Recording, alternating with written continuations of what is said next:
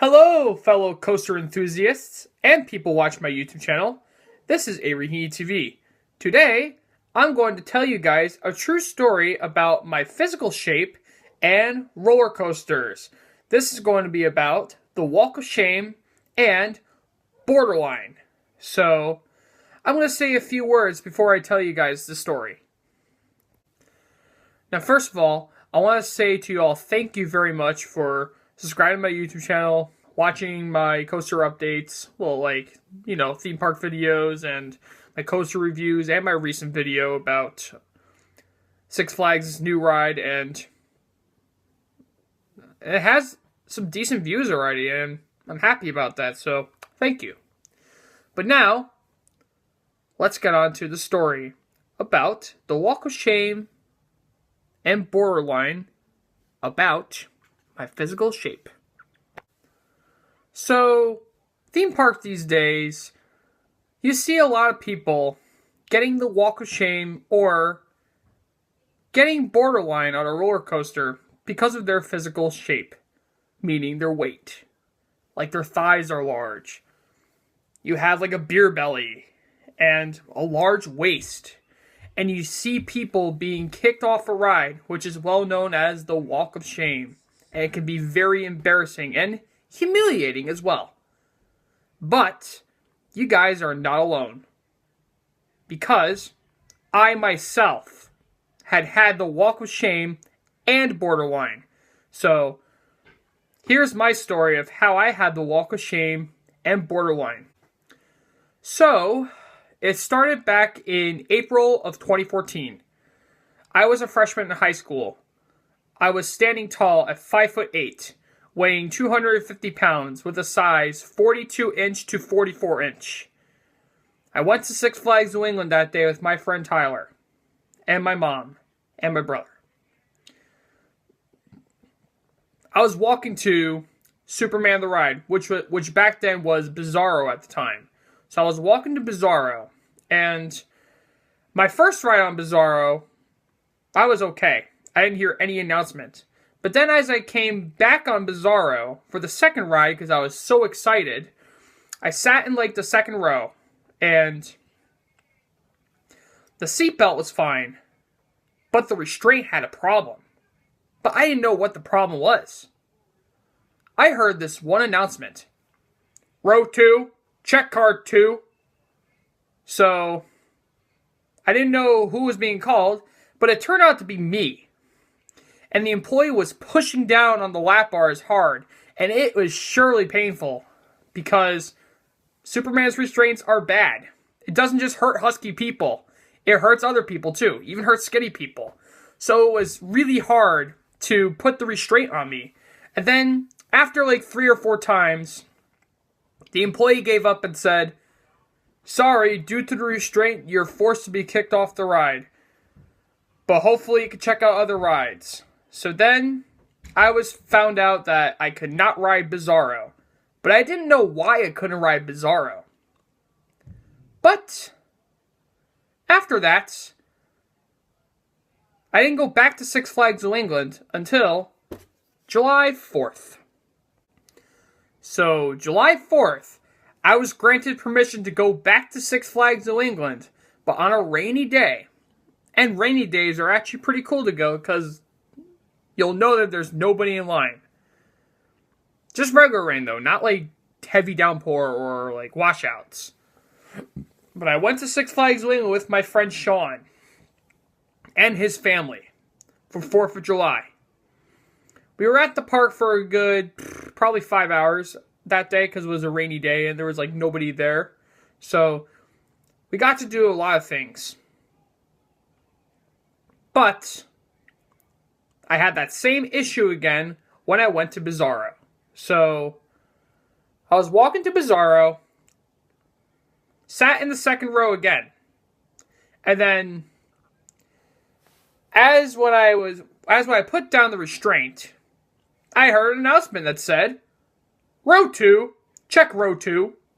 So then the employee just went up to me and said, "Arms up." So he pushed down as hard as he could. And then I was very confused why I had that issue. But then out of nowhere, one kid from the line just said to me, in like probably in a joking manner, but it was kind of a dick move, to be honest. So he said, "You better lay off those chips, fatty." So luckily, I was able to ride Bizarro during that time, but it was borderline, which means I was able to ride or not able to ride. Able to ride being a painful ride or walk of shame. But that time I got borderline. So then nothing happened. So then after my ride on Bizarro, I went back to Bizarro in a different seat. I sat in a different seat. Had that same issue again. But this time, walk of shame. So I was forced to be kicked off of Bizarro. So then after that, I was saying to myself, boy, am I too fat to ride Bizarro? So I went to the test seat. And I went in the test seat on my own because I never had the urge to go in the test seat. I sat in the test seat. The seatbelt was fine. But as I put on the restraint, it said, restraint open. It was red. It was not yellow. It was red. It said restraint open. I was like, why is the restraint open? How is this possible? So I kept on pushing and pushing and pushing, and it said restraint open. And that's how I discovered I was too fat to ride Bizarro. So then, after that,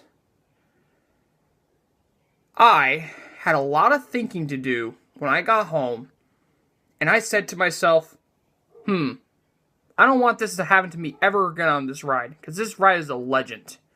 So then, I decided that I had to do something really hard. I had to lose weight. I had to limit the amount of Mountain Dew I was drinking. I had to limit the food portions I was eating. And that way, I would know for sure I'd be able to ride Bizarro again in the test seat, and the light would be yellow. So I had a lot of work to do. I didn't go back to Six Flags New England until August 27th.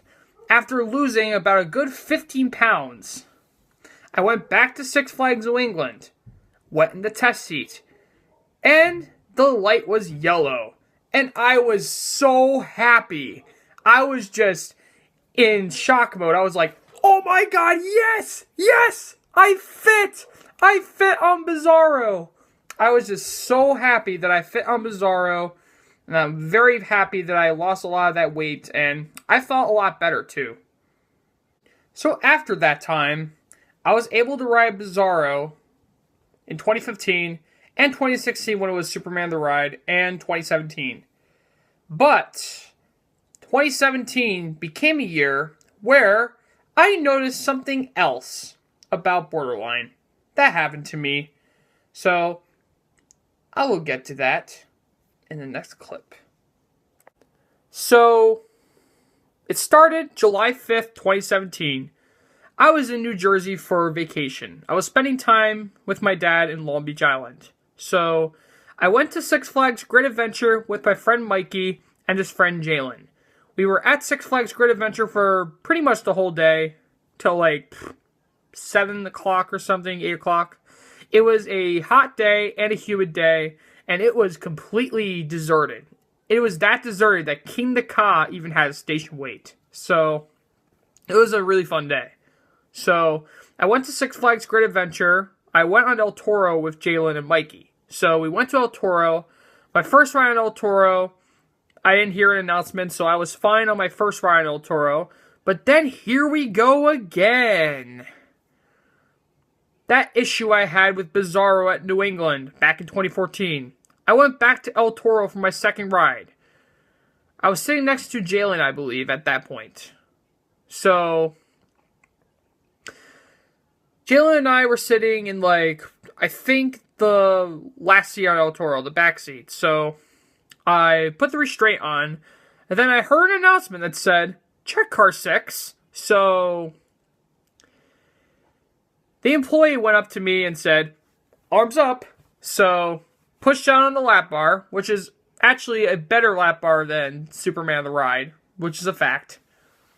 more comfortable, but still a little painful with my seeing I'm a big size. So the employee had to push down hard as he or she could. So I was there, and I was able to ride El Toro borderline. And at that point, I thought the employee was clueless and hardly even know how to put down the restraint. So I didn't think anything happened. I thought it was the employee's fault. But then I came to the ACE event, Riding of the Bull. I went to El Toro's test restraint, or test seat. So I went to El Toro's test seat, sat in the test seat, put down the restraint, and it was a little funny. So the light did not turn green or red. There was no light. So I was confused why. So Officer O'Leary was with me that day. He was testing me out on El Toro. So he was pushing down the restraint to see if I fit. And the light was turning green, but then it went back to no light. So he kept on pushing hard. He was pushing and pushing and pushing, and it came to be the same issue. So that day, I discovered I was too overweight to ride El Toro. So I went to ERT, exclusive ride time, and I kept on hearing announcements, check car 6 or check car 2, and I'm like, is this car 6? And they're like, yup. So they kept on pushing down the lap bar. Luckily enough, I never had the walk of shame on El Toro, but on one ride, I was this close getting walk of shame because the employee was stapling me like 7 times. So I discovered I was too big to ride El Toro. So now, as of now, I am trying my best to lose weight so I can ride El Toro again. So it's going to be hard. And I know that I can lose all that weight so I can ride El Toro again. And everybody, if any of you had the walk of shame or borderline, please don't be discouraged. Don't worry. You'll be able to ride your ride. Just do what I do. Try to lose weight. I know it's hard, but all you guys, you can do this. If I can do it, you guys can do it. So, yes. So, I discovered I was too big to ride El Toro. So, I have 2 videos to show that I barely fell on El Toro, which is November 4th and Riding the Bull on Officer O'Leary's Riding the Bull video. So, I will put both of them in the description below. Little shout out to Officer O'Leary. He's a fantastic guy. Please subscribe to him. So, thank you all for watching my story, listening. So, thanks for watching. Please comment, subscribe below. And as always, peace out.